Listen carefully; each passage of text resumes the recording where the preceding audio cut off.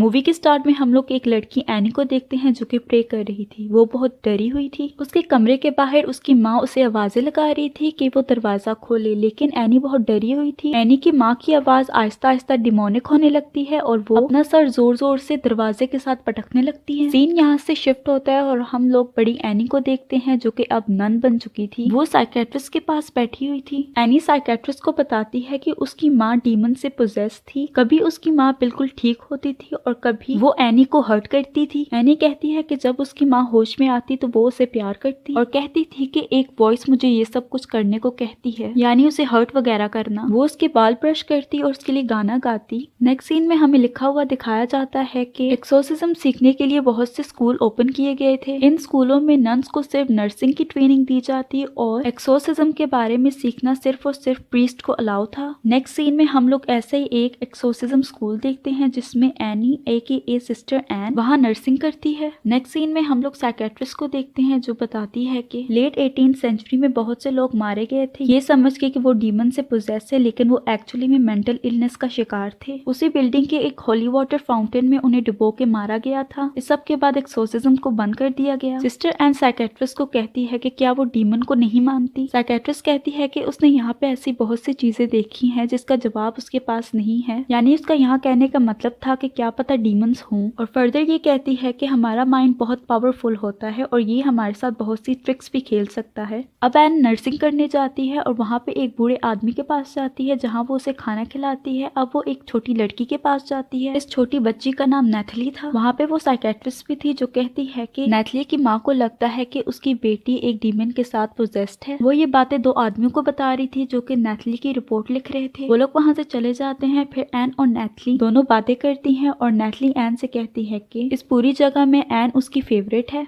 Next scene में हम लोग एन को देखते हैं जो कि अपने कमरे में एक कंघी को देख रही थी। ये वही कंघी थी जिससे उसकी माँ उसके बाल ब्रश करती थी। उसे फ्लैशबैक आता है कि उसकी माँ उसके बाल बहुत बुरे तरीके से ब्रश कर रही थी। अब एन खिड़की बंद करने जाती है और वहाँ पे हम लोग नैथली की परछाई देखते हैं। कमरे में और कोई नहीं था। एन को लगता है कि उसके दरवाजे के बाहर कोई खड़ा है। दरवाजा खोलने पे बाहर कोई नहीं होता।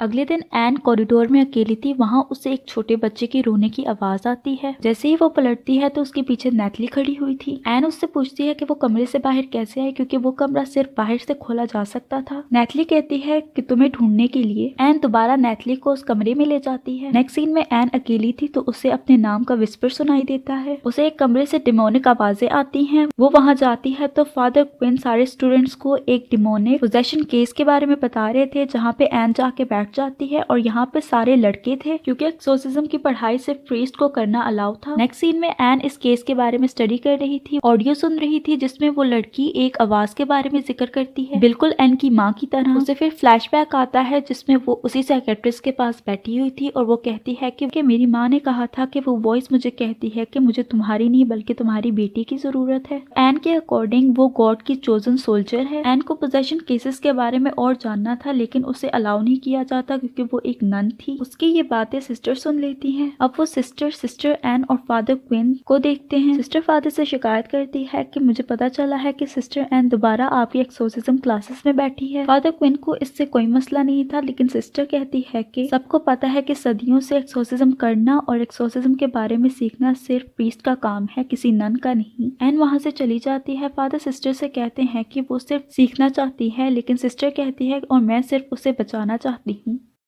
नेक्स्ट सीन में एन उस बूढ़े आदमी के कमरे में थी। वो बूढ़ा आदमी वही सॉन्ग गुनगुनाता है जो कि एन की माँ उसके लिए गुनगुनाया करती थी। एन उससे पूछती है कि उसे इस गाने के बारे में कैसे पता। वो बूढ़ा आदमी एन को कहता है कि हम लोग तुम्हारा इंतजार कर रहे थे। अब यहाँ पे हम लोग नोटिस करते हैं कि वो बूढ़ा आदमी डिमोनिक हो चुका था। दरवाजा अपने आप बंद हो जाता है और वो बूढ़ा आदमी एन पे हमला करता है। एन उसे धक्का देती है और थोड़ी देर बाद वो आदमी बिल्कुल नॉर्मल हो जाता है। ये सब CCTV फुटेज में रिकॉर्ड हो जाता है जहाँ पे सिस्टर फादर क्विन पॉप को वो वीडियो दिखाते हैं। ये सब एन के बारे में डिस्कस कर रहे थे। सिस्टर कहती है कि हमें एन को दोबारा वापस भेज देना चाहिए जबकि फादर क्विन कहते हैं कि वो एन की मदद करना चाहते हैं ताकि वो इन डीमन से लड़ सके। वो उसे एक्सोर्सिज्म सिखाना चाहते थे ताकि वो अपनी प्रोटेक्शन खुद कर सके। यहाँ पे इन तीनों को पता था कि एन स्पेशल है इसलिए डीमन उसके पीछे पड़ा हुआ था। नेक्स्ट डे एन एक्सोर्सिज्म की क्लास अटेंड करने जाती है जहाँ पे वो पहली फीमेल थी जो एक्सोर्सिज्म की पढ़ाई करेगी। अब सारे student for the first time exorcism perform करने जाते जाते हैं किसी पेशेंट पे। वो पेशेंट और कोई नहीं बल्कि नेटली थी। फादर क्विन एक्सोर्सिज्म वॉलंटियर करने का कहते हैं। एन अपना हाथ खड़ा करती है, लेकिन आज उसका पहला दिन था इसलिए सारे इग्नोर कर देते हैं। फादर डेंटे और फादर रेमंड दोनों एक्सोर्सिज्म को वॉलंटियर करेंगे। फादर क्विन उन्हें गाइड करते हैं कि डीमन तुम्हारे ऊपर ट्रिक्स भी खेल सकता है, इसलिए होशियार रहना। वो उन्हें बाइबल होली वाटर दे के अंदर भेज देते हैं। फादर क्विन कहते हैं कि ये विक्टिम से ज्यादा एक डीमन है। बाहर से साथ साथ उन्हें गाइड कर रहे थे। दोनों प्रेयर स्टार्ट करते हैं तो नेटली अपने कानों में उंगलियां रख देती है, वो डिमोनिक हो जाती है। फादर डेंटी उसके ऊपर होली वाटर फेंकते हैं तो वो दीवार पे जाके चढ़ जाती है। वो बिल्कुल पोजेस हो चुकी थी, सारी लाइट्स ब्लिंक करना शुरू कर देती हैं। नेटली नीचे उतर के शीशे की तरफ बढ़ती है। शीशे के उस पार एन खड़ी थी। वो दोनों बिल्कुल फेस टू फेस खड़ी थी। नेटली अपने चेहरे पे हाथ रखती है तो उसके हाथों में कट लग के उसमें से कीड़े निकलने लगते हैं और एन को कहती है लेट मी इन, जो कि ऑब्वियसली डीमन उससे कह रहा था। अब फादर क्विन बहुत देख चुके थे। वो अंदर जाते हैं और प्रेयर करना शुरू कर देते हैं। नेटली उनको नॉकडाउन करती है। नेटली उन पे हमला करके उन्हें गिरा देती है। दूसरी तरफ एन बाइबल लेके कमरे में आती है और नेटली को सहारा देती है। वो नेटली को कहती है कि मैं यहाँ आ गई हूँ। नेटली कहती है कि वो बहुत डरी हुई है। अगले ही पल वो जमीन पे गिरती है और उसके सारे बाल उसके मुंह में जाने लगते हैं। फादर डेंटे और फादर रेमंड उसके बालों को पकड़ लेते हैं, जबकि एन और फादर क्विन दोनों प्रेयर करने लगते हैं। हम लोग नेटली की मुंह से एक डिमोनिक हाथ बाहर निकलता देखते हैं जो उसके बालों को छोड़ता है और दोबारा उसके मुंह में चला जाता है। नेटली अब ठीक हो जाती है, लेकिन डीमन अभी भी उसके अंदर था। यहाँ पे फादर डेंटे नेटली की एक ड्राइंग देखते हैं। नेक्स्ट सीन में ये तीनों ड्रिंक कर रहे थे और यहाँ पे फादर डेंटे एन की तारीफ करता है। फादर डेंटे नेटली की वो ड्राइंग दिखाते हैं जिसमें एक प्रेग्नेंट लेडी थी। डेंटे कहता है कि शायद ये मेरी बहन की तरफ इशारा था, क्योंकि मेरी बहन का रेप हुआ था जिसकी वजह से वो प्रेग्नेंट हो गई थी। फिर उसने अपना बेबी खो दिया। उस दिन के बाद से उसकी तबीयत कभी ठीक नहीं हुई। नेक्स्ट सीन में एन एक कमरे में जाती है जहाँ पे एक लाश रखी हुई थी। कपड़ा हटाने पर वो उसकी माँ की लाश थी। उसे अपने पीछे एक आवाज सुनाई देती है। पलट के देखने पे वहाँ कोई नहीं होता। वो दोबारा स्ट्रेचर पे देखती है तो उसकी माँ की लाश गायब हो चुकी थी। अगली ही पल एन की माँ उसे पीछे से पकड़ती है। अचानक एन की आंख खुल जाती है। ये सिर्फ उसका बुरा ख्वाब था। नेक्स्ट सीन में एन नेटली से मिलने जाती है। यहाँ नेटली अपने ख्वाब के बारे में एन को बताती है। वो कह रही थी कि ख्वाब में लोग चिल्ला रहे थे और वहाँ पे एन भी थी जो कि उस पे नहीं चिल्ला रही थी। एन कहती है कि क्या वो लोग तुम पे चला रहे थे, लेकिन वो कहती है कि नहीं, दी वॉइस पे, यानी कि डीमन। नेटली यहाँ सो जाती है। नेक्स्ट सीन में एन फादर क्विन से नेटली के बारे में पूछती है कि क्या वो क्योर हो चुकी है। फादर क्विन ना में जवाब देते हैं और कहते हैं कि अगर नेटली की कंडीशन ठीक ना हुई और वर्स होगी तो उसे हम लोग ट्रांसफर कर देंगे जहाँ पे बड़े एक्सोसिस्ट उसका इलाज करेंगे। एन कहती है कि उसे नेटली के साथ लगाव हो गया है, इसलिए वो चाहती है कि नेटली का इलाज यहीं हो। एन कहती है कि वो बस नेटली की हेल्प करना चाहती है। फादर क्विन कहते हैं कि अगर नेटली की तबीयत ज्यादा खराब हो गई तो उसे भेजना ही होगा, हम लोग इसमें कुछ नहीं कर सकते। अब एन को पता लगाना था कि कौन कौन से पेशेंट यहाँ से ट्रांसफर होके गए थे। इन सब की इन्फॉर्मेशन हासिल करने के लिए उसे एक रिस्ट्रिक्टेड एरिया में जाना था जहाँ पे नन्स को जाने की इजाजत नहीं थी। इसमें फादर डेंटे उसकी मदद करते हैं। वो किसी बहाने से रिसेप्शनिस्ट को भेजते हैं और एन उस एरिया में जाती है और सारे ट्रांसफर लोगों का डेटा देखती है। सारे ट्रांसफर लोग डिमोनिक पोजेशन की वजह से मर चुके थे, लेकिन एक ऐसी पेशेंट थी जो कि वहां से सही सलामत निकल गई थी। एन उस पेशेंट की वीडियो टेप देखती है जो कि 1978 में रिकॉर्ड की गई थी। इस टेप से हमें ये पता चलता है कि 2 सोल्जर इस लड़की के घर पे आए थे। उस वक्त घर में सिर्फ ये और इसकी 2 छोटी बहनें थी। सोल्जर ने इन तीनों को ऑप्शन दिया कि तुम में से कोई एक भाग जाए, वो बच जाए, कि बाकी 2 मारी जाएंगी। और ये लड़की बिना सोचे समझे वहां से भाग गई। उस दिन से लेके आज तक उसे दी वॉइस सुनाई देती है, यानी वही आवाज। और फिर उस डीमन ने उसे पोजेस कर लिया। रिपोर्टर उससे पूछता है कि क्या वो अब ठीक हो चुकी है, तो वो तंजिया हंसती है और हंसने के बाद वो अपना सिलिकॉन मास्क अपने चेहरे पर से उतारती है तो वो आधा खाया हुआ था। रिपोर्टर कहता है कि क्या ये उसने अपने साथ खुद किया है, तो वो आगे से कहती है मैंने गॉड से माफी मांगी जो इसने अपनी बहनों के साथ किया, लेकिन गॉड शायद मुझे माफ नहीं करना चाहता। वो लड़की इतने गिल्ट में थी कि वो कहती है कि शायद मैं गॉड की माफी डिजर्व ही नहीं करती। ये देखते वक्त एन को अपना ख्याल आता है कि उसकी माँ को भी बहुत गिल्ट फील हुआ था कि जो उसके साथ वो करती थी। इसी गिल्ट की वजह से एक दिन एन की माँ ने अपने आप को जान से मार दिया। अब एन इस कंक्लूजन पे पहुंचती है कि डीमन ऐसे ही किसी को पोजेस नहीं कर देता, बल्कि जब तक कोई इंसान उसे खुद अपने ऊपर कंट्रोल हासिल करने का ना कह दे, यानी कि विक्टिम इतने गिल्ट और शेम में होता है कि वो खुद डीमन को इनवाइट करता है कि उसके ऊपर कंट्रोल हासिल कर ले। अब एन को ये पता चलता है कि नेटली को यहाँ से ट्रांसफर किया जाएगा। एन जाके फादर क्विन से मिलती है और उनसे बात करती है नेटली के बारे में। वो सीधा सीधा फादर क्विन को मना करती है कि नेटली को ट्रांसफर ना किया जाए, क्योंकि 95% ट्रांसफर केसेस ऐसे हैं जिसमें पेशेंट की डेथ हो गई है। उसे नैथली के बारे में डर लग रहा था कि कहीं उसे भी कुछ ना हो जाए। फादर क्वीन एन से कहते हैं कि उसने चर्च के रूल्स तोड़े हैं इलीगली डेटा को एक्सेस करके। एन सॉरी कहती है और फादर को बताती है कि वो किस कंक्लूजन में पहुंची है, यानी विक्टिम को वही गिल्ट, शेम और डीमन को खुद इनवाइट करना। फादर क्वीन कहते हैं कि अगर ऐसी बात है तो नैथली सिर्फ 10 साल की है, उसे कौन सा गिल्ट या शेम फील हुआ होगा और उसने डीमन को इनवाइट किया होगा कि वो आके उसे पोजेस कर ले। फादर की बात में दम तो था। एन कहती है उसे इस चीज के बारे में नहीं पता, लेकिन नैथली को ट्रांसफर ना किया जाए। फादर एन को स्ट्रिक्टली मना करते हैं कि वो चर्च के रूल्स के साथ ना खेले और एन को गुस्सा आता है और वो वहां से चली जाती है।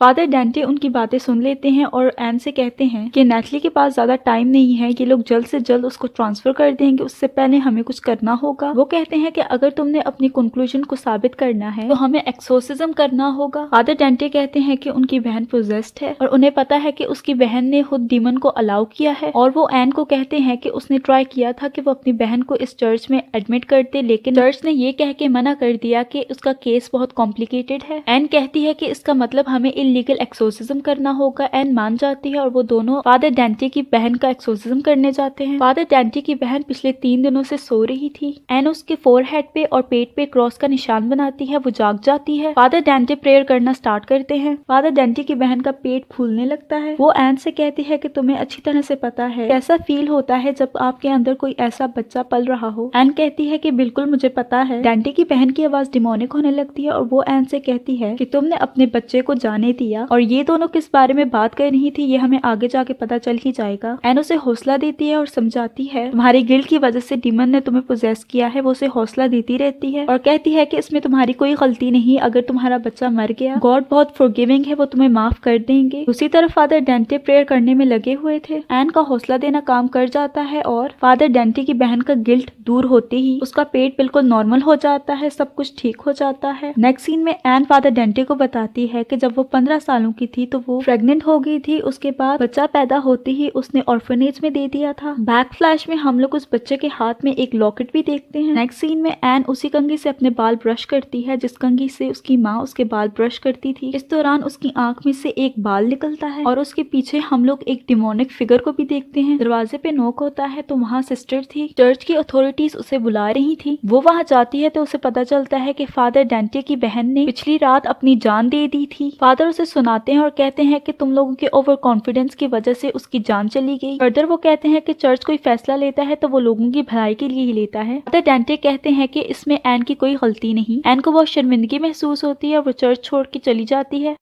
नेक्स्ट सीन में एन से मिलने वो साइकेट्रिस्ट आती है। वो थोड़ी बहुत बातें करती है और वहाँ पे साइकेट्रिस्ट एन को बताती है कि नैथली की रिपोर्ट बिल्कुल ठीक आई है और वो अपने घर अपने पेरेंट्स के पास वापस चली गई है, इसलिए तुम उसकी फिक्र करना छोड़ दो। ये सुन के एन बहुत खुश होती है। फिर वहाँ से साइकेट्रिस्ट चली जाती है, लेकिन थोड़ी ही देर बाद फादर डेंटे एन से मिलने आते हैं और बताते हैं कि नैथली को घर ले जाते वक्त उसे दौरा पड़ा और फिर से उसे नैथली को चर्च ले आए हैं, और वो बताते हैं कि उसकी हालत बहुत खराब है। इस हादसे में एक प्रीस्ट और 2 लोग भी मारे गए हैं। फादर डेंटे उसे एक लॉकेट देते हैं जो कि नैथली ने दिया था एन को देने के लिए। ये वही लॉकेट था जो कि एन ने अपने बच्चे के हाथ पे बांधा था। एन वो लॉकेट देख के समझ जाती है कि नैथली उसकी ही बेटी है, यानी डीमन उसे यूज करके एन तक पहुंचना चाहता था। नेक्स्ट सीन में नैथली को उसी जगह बांधा हुआ था जहाँ पे होली वाटर का फाउंटेन है। नेक्स्ट सीन में फादर डेंटे और एन दोनों नैथली से मिलने जाते हैं, जहाँ पहले से 3 लोग मौजूद थे। उनमें से एक फादर रेमंड थे। फादर रेमंड एन को जाने को कहते हैं, लेकिन इसी दौरान पोजेस नैथली उन तीनों पर हमला करके उनको जान से मार डालती है। नैथली एन को कहती है कि मम्मी आपने मुझे अकेला क्यों छोड़ा। एन कहती है कि मुझे पता है कि मैं नैथली से नहीं बल्कि एक डीमन से बात कर रही हूँ। डीमन एन से कहता है कि इतनी छोटी एज में नैथली को तुमने क्यों दे दिया। एन कहती है कि उस वक्त वो सिर्फ 15 साल की थी। डीमन बोलता है कि फिर तुम्हारी माँ को क्या हुआ, उसने अपने आप को सेक्रीफाइस किया तुम्हें बचाने के लिए। ना तुम अच्छी बेटी बन पाई और ना ही अच्छी माँ। यहाँ पे बेसिकली डीमन एन को गिल्ट फील करवाना चाहता था। वो कामयाब हो जाता है। एन अलाउ कर देती है कि डीमन उसको आके पोजेस करते। वो नैथली को छोड़ के एन को पोजेस कर लेता है। अब यहाँ पे ये जो डीमन था ये वही डीमन था जिसने एन की माँ को पोजेस किया हुआ था, और अब नैथली को सिर्फ एन तक पहुंचने के लिए, और अब वो कामयाब हो चुका था। अब यहाँ एन पूरी तरह से पोजेस हो चुकी थी। फादर डेंटे नैथली को लेके यहाँ से भागते हैं।